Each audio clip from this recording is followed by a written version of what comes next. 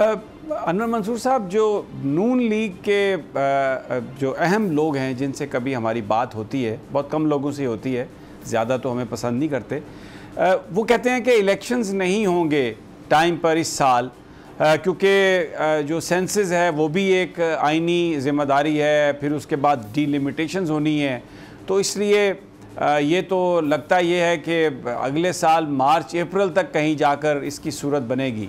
तो ये तो सरीहन जो आइन है उससे इनहराफ होगा। पहले ये कहते रहे कि इलेक्शन एक दिन होना है सूबों का और मरकज़ का, और अब सेंसस और उसकी बुनियाद पर ये इलेक्शंस को आगे ले जाने की बात कर रहे हैं। तो ये तो गवर्नमेंट के सुप्रीम कोर्ट के लिए बड़ा कड़ा इम्तिहान नहीं होगा अगर ये सिचुएशन होती है? तो देखिए, अगर 14 मई वाला ऑर्डर जो है वो इम्प्लीमेंट करा देते सुप्रीम कोर्ट, तो आज उनकी हिम्मत नहीं होती ये बात करने की। 2 लोगों को 4 लोगों को कंटेम्प्ट में लेके आते, उनकी हिम्मत नहीं होती कि ये बात करें। उन्होंने देखा है कि सुप्रीम कोर्ट हर चीज़ बड़ी लीनियंटली ले रही है, तो जो मर्जी है कहना है हम कह सकते हैं और कहते रहेंगे। और अगर ऑर्डर भी हो जाता है सुप्रीम कोर्ट का तो हम वो नहीं मानेंगे। मैंने पहले भी कहा था, अगर आपको याद होगा, जब ये इलेक्शन प्रोविंशियल असेंबली के होने थे, कि ये this amounts to subversion of the constitution, constitution को सबवर्ट किया गया है और इसका सजा जो है आर्टिकल 6 के अंदर मौजूद है। और इसी तरह से अगर वो इलेक्शन नहीं होंगे और नहीं कराए जाएंगे, चाहे किसी वजह से भी नहीं कराए जाएं, चाहे सेंसस की बात हो जो कि करा देना चाहिए था उनको, वो भी रिक्वायरमेंट है कॉन्स्टिट्यूशन की, अगर वो नहीं करा रहे हैं सेंसस तो वो जानबूझ के नहीं करा रहे हैं। अगर वो कहते हैं कि सेंसस नहीं हुआ है तो इलेक्शन नहीं होंगे, वो भी जानबूझ के ये बात हो रही है। तो और ये अमाउंट जो है ये होगा सबवर्जन, इसलिए कि ऐसे मामलात कोई नहीं है कि इलेक्शन नहीं हो सकते।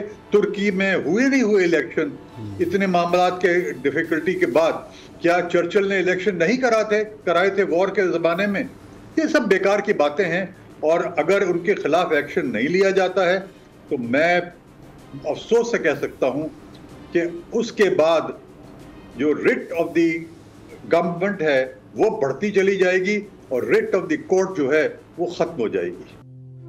तू की जाने यार अमीरा, रोटी बंदा खा जाती है। यूनान में कश्ती उलटने का अलमनाक हादसा। उदास आंखें, चेहरों पर मायूसी, दिलों में अब भी प्यारों के बच जाने की आस। मेरी दरखास्त है वज़ीर आज़म अगे, जल्दी तो जल्दी मेरे बच्चे की तलाश की जाए। गम की इस घड़ी में बोल रहा अपनों के साथ, सहाफती फराइज को निभाते हुए पहुंचाई हर खबर अवाम तक। और यूनान में मुहाजिरीन के जहाज को हादसे के बाद अब रेस्क्यू ऑपरेशन खत्म हो चुका है। 68% अवाम ने कश्ती हादसे की पल पल की खबर से जुड़े रहने के लिए देखा सिर्फ बोल न्यूज, क्योंकि बोल है पाकिस्तान का नंबर 1 न्यूज चैनल। सब्सक्राइब करें और बेल दबाएं ताकि कोई खबर रह न जाए।